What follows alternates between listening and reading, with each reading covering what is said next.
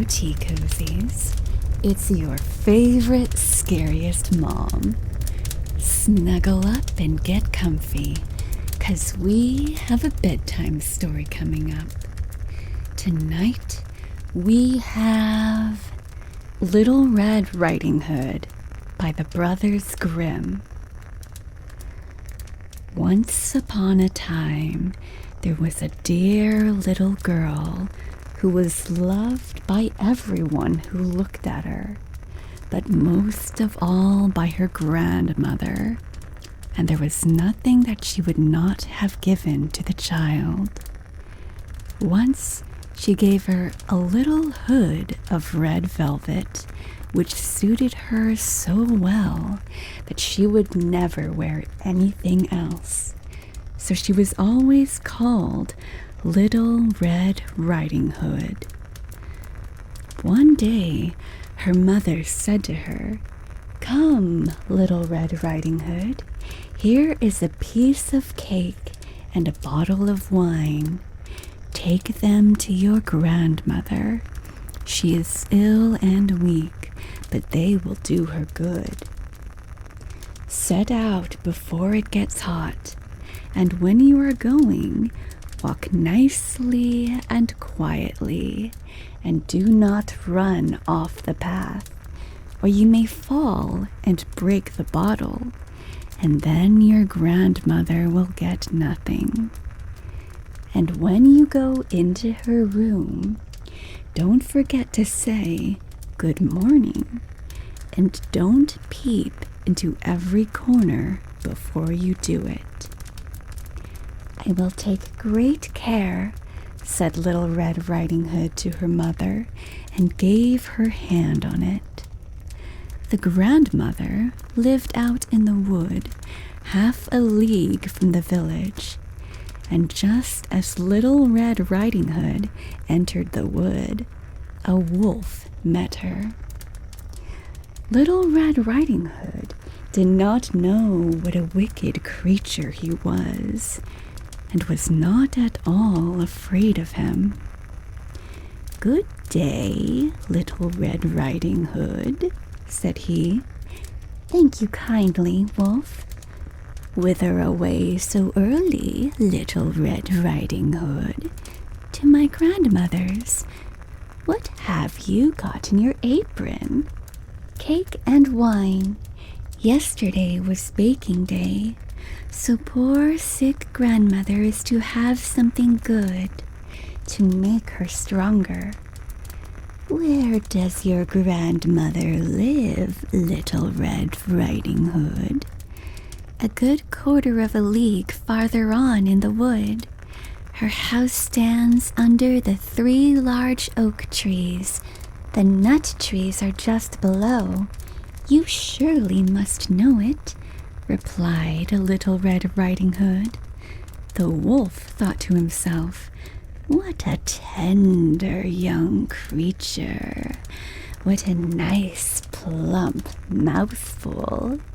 She will be better to eat than the old woman. I must act craftily so as to catch both."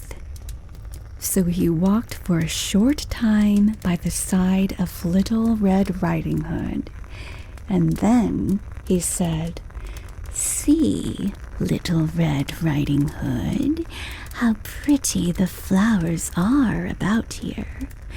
Why do you not look round?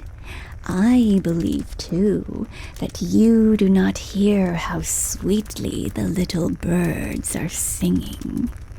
You walk gravely along as if you were going to school, while everything else out here in the wood is merry."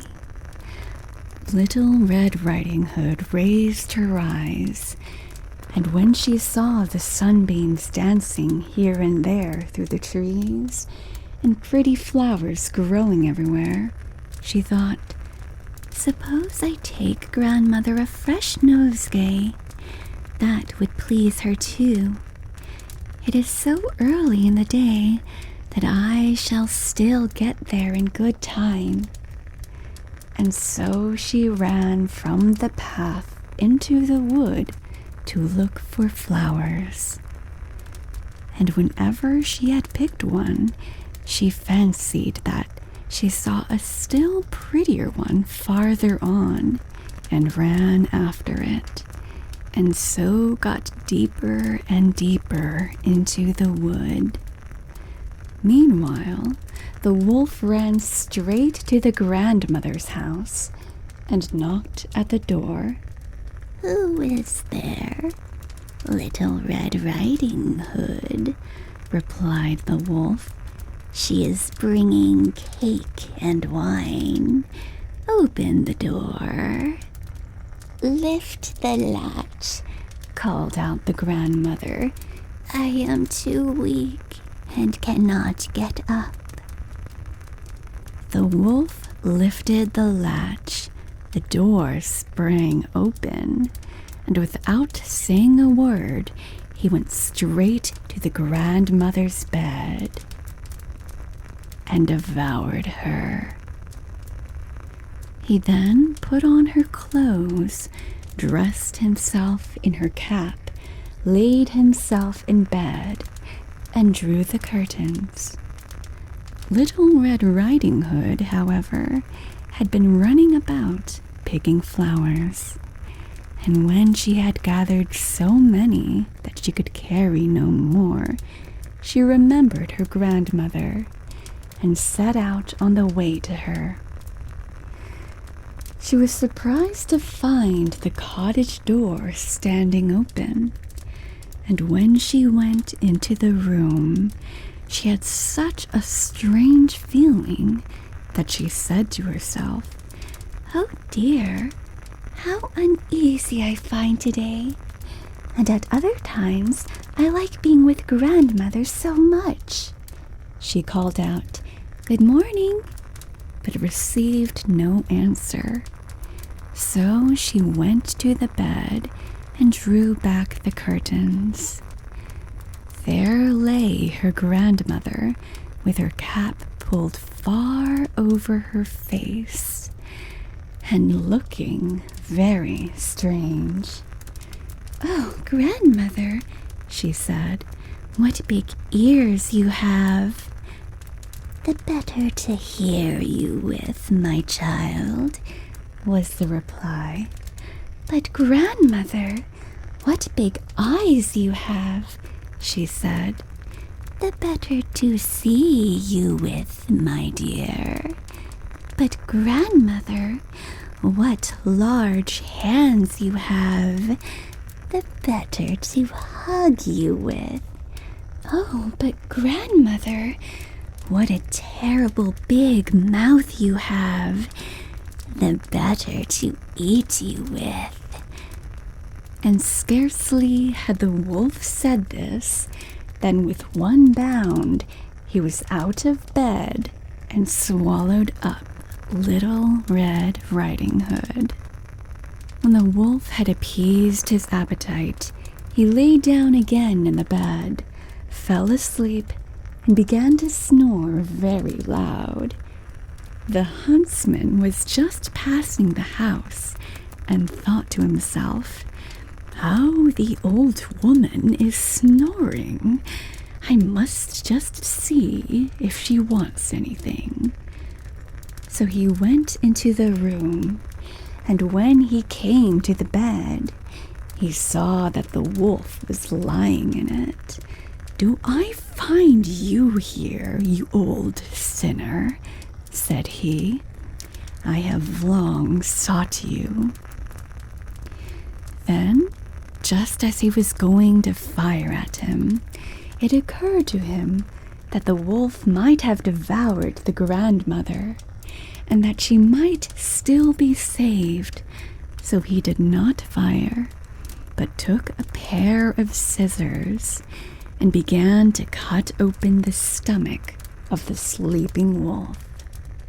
When he had made 2 snips, he saw the Little Red Riding Hood shining, and then he made 2 snips more, and the little girl sprang out, crying, "Oh, how frightened I have been!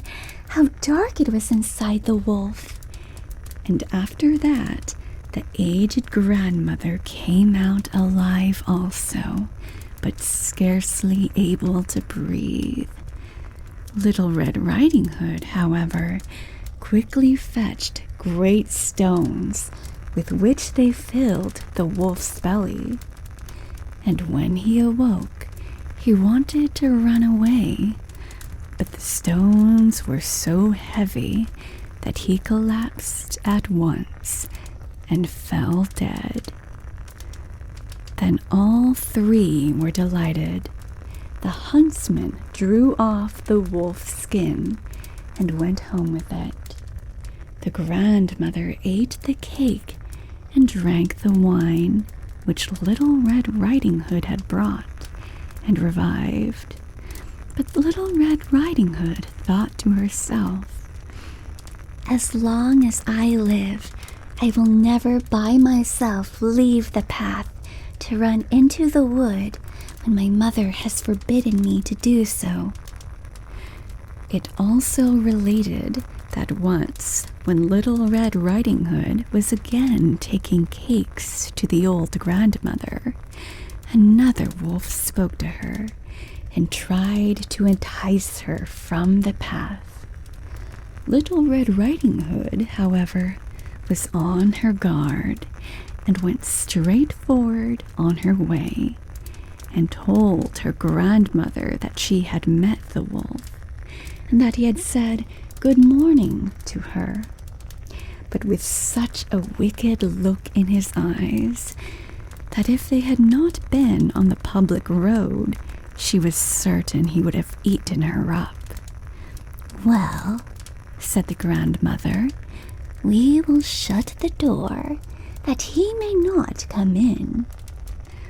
Soon afterwards, the wolf knocked and cried, Open the door, grandmother. I am Little Red Riding Hood, and I am bringing you some cakes. But they did not speak or open the door, so the graybeard stole twice or thrice round the house, and at last jumped on the roof, intending to wait until Little Red Riding Hood went home in the evening, and then to steal after her and devour her in the darkness. But the grandmother saw what was in his thoughts. In front of the house was a great stone trough, so she said to the child, Take the pail, Little Red Riding Hood. I made some sausages yesterday, so carry the water in which I boiled them to the trough. Little Red Riding Hood carried until the great trough was quite full. Then the smell of the sausages reached the wolf, and he sniffed and peeped down, and at last stretched out his neck so far that he could no longer keep his footing, and began to slip, and slipped down from the roof straight into the great trough, and was drowned. But Little Red Riding Hood went joyously home, and no one ever did anything to harm her again.